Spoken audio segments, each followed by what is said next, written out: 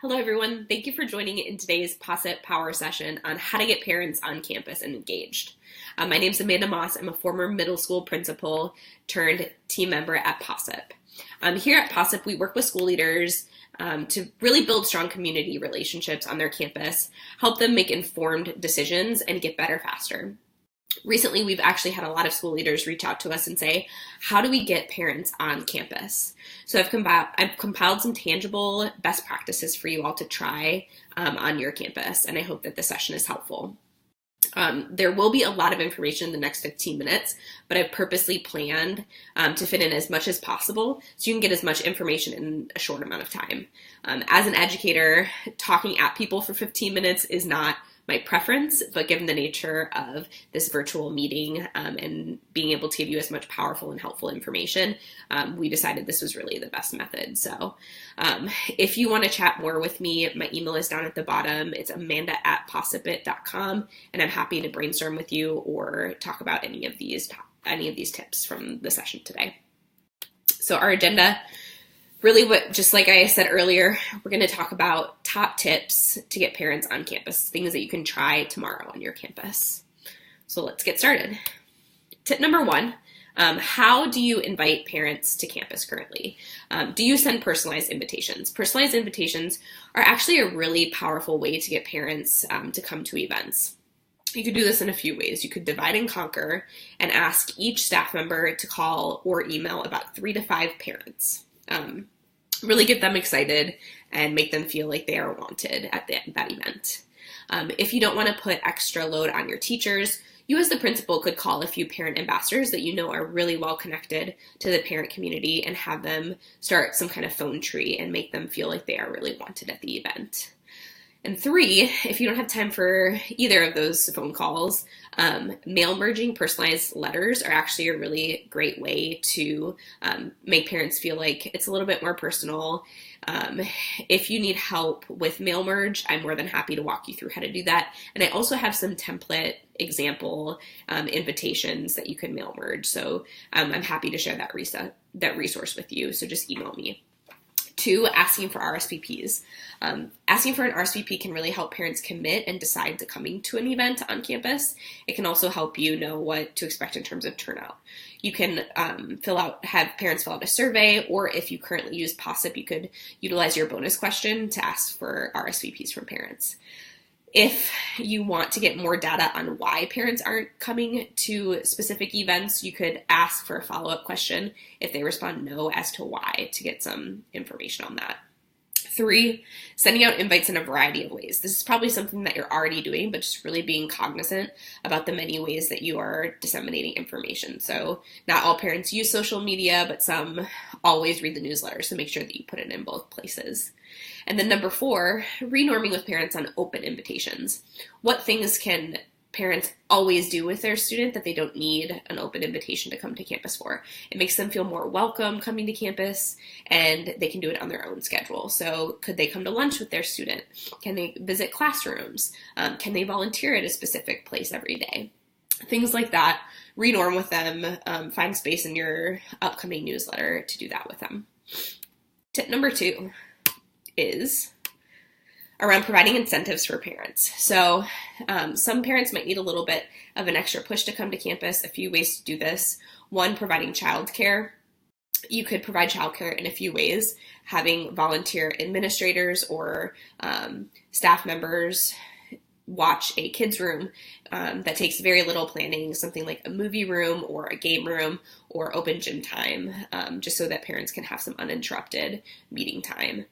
The other thing, you could ask community members if they'd be willing to start a pot of donation money so that they can either give teachers extra duty pay or get some kind of service that could help. And then also, if your parents would be willing to sign up for different rotations so that they take one meeting every year and they split it up between the parents of who's manning the childcare room, that's another way that you could get that done. 2, providing food. Food is always a big boost for attendance. If you don't have money in your budget, you could ask for donations from community restaurants or from other parents.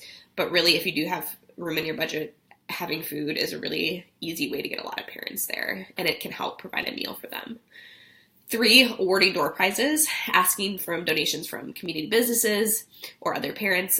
If you need a donation letter that you can take and run around to different businesses, I have a template example for that, so email me if you want that resource. And then number 2, school swag. If you have any kind of things from the beginning of the year that for teacher gifts, or if you have some extra t-shirts from a student fundraiser, those are great things to give out at meetings for a raffle. 4, parent attendance incentives for student benefits. So students can actually be some of our biggest advertisements to parents. So finding ways to get students pumped up to have their parents on campus is great. You can do this in a few ways. If you do have some funds, having a pizza party for the grade level with the highest parent attendance always works well. Having a dodgeball tournament in gym class for the class with the highest parent attendance is also a zero cost incentive.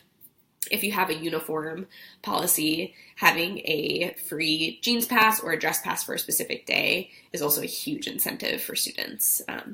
This also helps the parent-student relationship, which is fun to be able to do that with parents. And then last, student performances. These are actually a form of incentive for parents because they're able to come to campus, support their child, and see something exciting at an event. So you could think about small things, not just like a band performance, but you could think about, are students writing poetry or essays in ELA class that they could perform or read in front of the meeting? Or could they do a theater skit or a song or something like that? So be thinking about ways that students could be incorporated into your parent meetings. Tip number 3 is around consistency. Just like we like consistency and it helps us get into a routine, the same thing for parents. So if you have a parent organization where you have regular meetings, make sure that those meetings are on the same day, same time, every week or month or whatever frequency that you have. 2, sending out a parent event calendar at the beginning of the year and really sticking to it. This helps parents prepare for anything that they need to, like getting off work or transportation, and also helps them to get events on their calendar early and plan for it. The only thing with this one is make sure that you stick to the dates that you initially stated at the beginning of the year, because you don't want any frustration to happen or lower parent engagement to happen on campus because of that. If you need a template of what a parent event calendar with a year at a glance looks like, please email me. I have copies of examples and templates for you. 3, weekly school assemblies that parents can attend. This is actually zero work for the principal and the school because you're already doing these things. So what can you invite parents to, like pep assemblies or morning meeting model that shows them about the school and gets them on campus and gets them seeing their student excited on campus and increasing investment for parents. And then 4, if you are struggling with parent engagement and aren't really sure what parents are thinking, having a monthly focus group or a coffee chat the same day each month to start is a really great way to begin this work. The first meeting could be asking the topic for the focus group, how do we get parents engaged on campus? And that could be a great starting point. You could also talk about academics or events that they want to see on campus, things like that, just to get parents chatting. And the only thing that you really have to do is grab coffee and donuts for them. So that's a great way to get parents on campus. And then the last one is making it mandatory. So we recognize that not every school is going to be able to do this option, but really take the spirit of this idea to minimize parents' ability to opt out of critical campus events.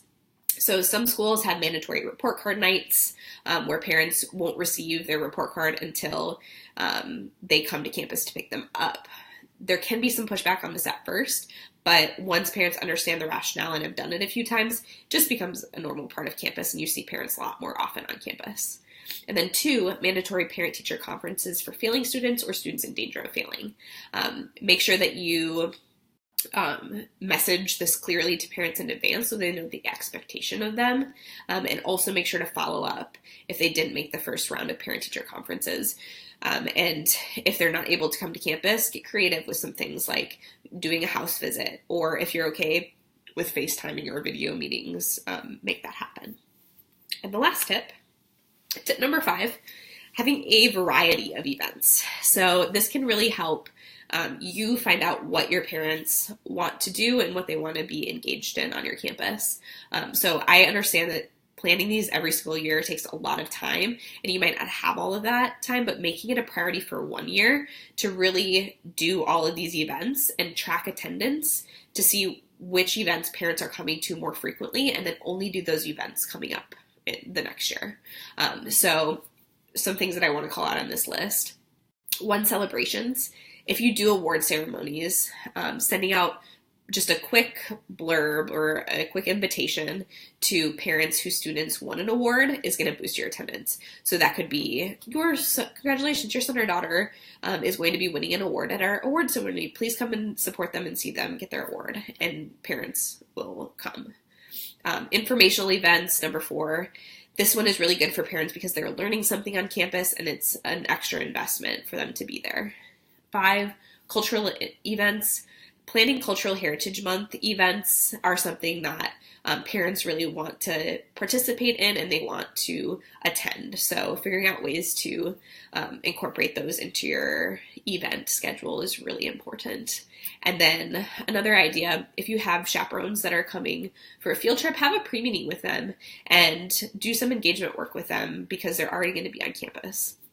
So those are some tips of different events that you could do. Those were all of the events. I know that was a lot of information, but really what we need to find out is the why. At the end of the day, each school is different. Some of these tips are going to work for some schools. Some are going to work for other schools. But we really need to find out the root cause at your campus for why parents are or are not coming. So ways that you can do that. Sending out surveys, POSIT pulse checks are a great way to do that, to get more information from parents, to talk about barriers and why they are or are not coming to campus. 2, ask questions to parents informally. So that could be at Carline, just chatting with them about barriers that they have. And then 2, making a little bit of time in your schedule every week or every day to call 1 or 2 parents and ask about barriers that they're seeing to getting them on campus, and how the school can help. But the big question that I really want to bring up is, do parents actually physically need to come to campus to be engaged? And the answer is no. There are so many new ways to use technology to get parents engaged and make them feel a sense of belonging and involvement at your school without them physically being present. So I just want to call out a few of those for you as options. So number 1, hosting online meetings with video live feed. That could be a webinar, and parents that are working or can't leave their home could still have it up on their computer and participate and make comments in the moment. So that's a really good way to do that. 2, creating a podcast or a video recording of a meeting just like this one. They can watch it on their own time and still get all the information and feel like they're a part of it. 3, writing a blog or asking parents to be guest bloggers for the school. That's a really fun way to build community and also get parents involved. 4, creating zip code groups to be closer to where families live. So this could be you going to them in their space if transportation is an issue. It could be at a coffee shop or a community space or something in their area. And then number 5, utilizing POSIP for your school to get frequent and consistent feedback from parents. All parents need is something to text with or something to email with, and they're able to be engaged, share their thoughts and feelings, and be heard. So those are just some ways that you could do it off campus. I know that was a lot of information. So really what I want you to do at the end of this power session is to reflect and just try one of the tips from the session at your next event and see if it helps. Also, feel free to email me. I know that I talked a lot about resources that I have. Feel free to email me and I can send you those. But part of the reason why we want to provide these tips and content to you all is because we know a lot of leaders who want to get parents on campus. We also know that POSIP, our Pulse Check texting survey, is a great way to get parents involved if they can't come to campus. But we also want to help you brainstorm solutions to challenges that you face in terms of physical parent engagement on your campus. So I want to let you know about 2 ways that we do this at POSIP. The first one is through those pulse checks. So that's that texting technology. If you are not a current POSIP user and you want to learn more about it, please feel free to email me and I can share with you all the amazing things that technology is able to do for your school. But then number two, we're also work with schools all over the country and know a lot of best practices in this field. So my role is to work with school staff members and leaders and help them brainstorm solutions to challenges that you have on your campus. We also offer PD sessions. We offer toolkits of resources for school-specific needs, and we also offer one-on-one coaching. So I'm going to be posting this online, but if you have any ways that we could partner, I would love to hear about them, and feel free to email me at amanda@possitbit.com. We'll also be having many more of these power sessions in the future on different topics, so I hope to see you at the next one. This wraps up our quick 15-minute power session, and I hope that you have a great day. Thank you.